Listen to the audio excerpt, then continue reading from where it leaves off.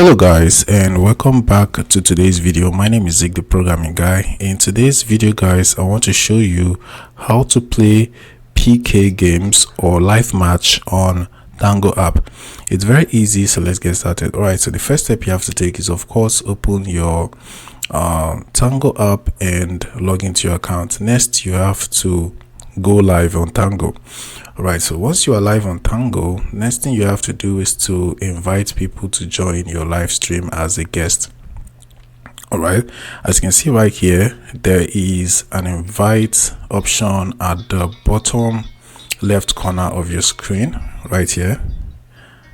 Let me do that correctly right here. All right, so you just have to click on that and you can invite people to join your live stream as a guest. Right, so I can send multiple invitation. All right, so just like that. Okay, so once they join your live stream, you're going to see them on your live stream just like this one is appearing right here. All right, so what you have to do next is to click on this versus option at the bottom area.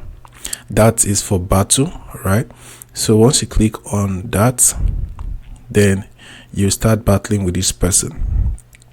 All right, so as you can see, I've started a battle with this person, and this is where I will see all my gifts, and this one right here is for the other person.